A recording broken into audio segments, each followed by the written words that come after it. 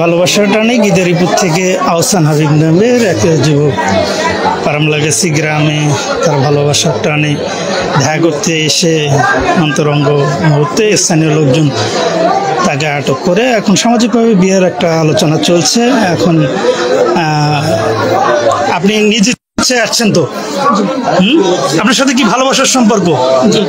দীর্ঘদিন থেকে ভালোবাসার সম্পর্ক। আপনারা উভয়কেই ভালোবাসেন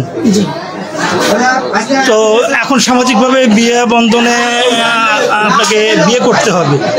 স্থানীয় লোকজন বলছে যে এই পরিস্থিতিতে আপনাকে বিয়ে করতে হবে। আপনি কি বিয়ে করতে রাজি আছেন? আপনি কি বিয়ে করতে রাজি এই ছেলেকে? হ্যাঁ, আপনার সাথে তো দীর্ঘদিন থেকে সম্পর্ক, ভালোবাসার সম্পর্ক। এখন আপনারা সামাজিকভাবে এটা আলোচনা করে বিয়ে করলেন না কেন? হ্যাঁ,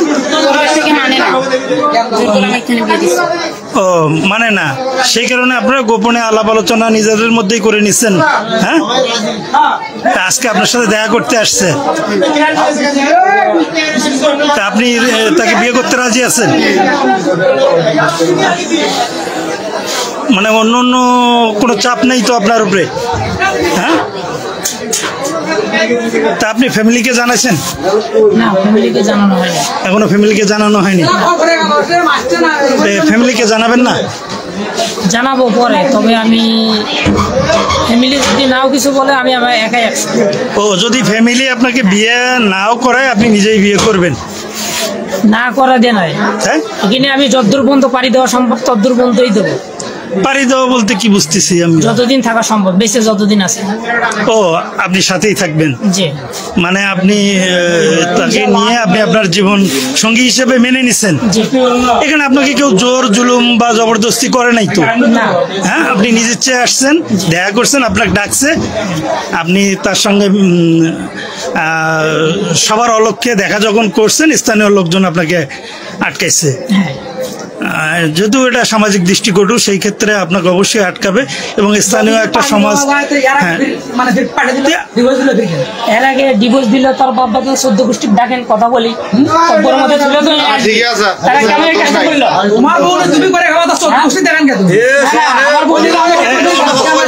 আমার বোনে আমি অবশ্যই করে খাবো। কেন তারা জোর করে কেন নিয়ে আসলো?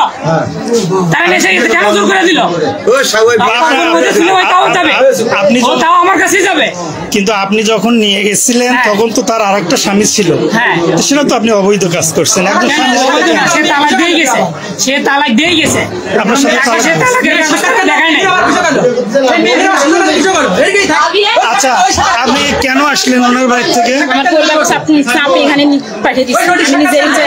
ওনার কার? আমরা স্বামীর পক্ষ থেকে যাও। আমি নেবে না, আমি নেবো, ও যদি কিছু করে আমি নেব।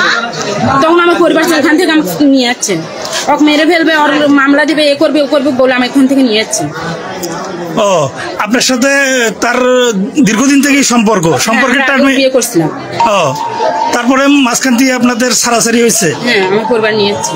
পরবর্তীতে আবার যোগাযোগ হয়েছে আপনাদের সাথে? তো সেক্ষেত্রে পারিবারিকভাবে আপনি আলোচনা করে এটা সমাধান করা গেল না? পরিবার মানবে না। পরিবার মানবে না, যে কারণে আপনারা নিজেরাই সিদ্ধান্ত নিচ্ছেন না? তো আজকে এই বিষয়টা অত্যন্ত এলাকার এটা চাঞ্চল্যকর সৃষ্টি করছে। অনেক লোক এখানে আশেপাশে আমি দেখাতে চেষ্টা করতেছি যে এখানে একটা সামাজিকভাবে একটা দৃষ্টিকোণ। আপনি কি মনে করেন যে সামাজিকভাবে কাজটা করা কি ঠিক হচ্ছে? এটা তো এটা আলোচনা করেই করা ভালো ছিল, কারণ একটা সমাজবদ্ধ মানুষ বসবাস করি আমরা, সেখানে অবৈধ এই কাজগুলো আসলে সমাজের কেউ মানে নেয় না। তো সবার অলক্ষ্যে উনি দেখা করতে আসছিল এবং আপত্তিকর অবস্থায় ধরা পড়ছে। হ্যাঁ, স্থানীয় লোকজন ধরা পড়ছে। এখন স্থানীয় লোকজন চাচ্ছে যে সামাজিকভাবে বিয়ে দিয়ে তারা যেন শান্তিপ্রিয়ভাবে করে খায়, তাকে কোনো জোর জবরদস্তি বা কোনো ইয়া করা হচ্ছে না বা হয়নি এরকম। উভয়ই রাজি আছে, ছেলে মেয়ে উভয়ই রাজি আছে। তা যেহেতু ছেলে মেয়ে উভয়ই রাজি আছে, তাহলে সেক্ষেত্রে এখানে বিবাহ বন্ধনে আবদ্ধ হতে আর কোনো আপত্তি নেই, আর কোনো সমস্যা নেই।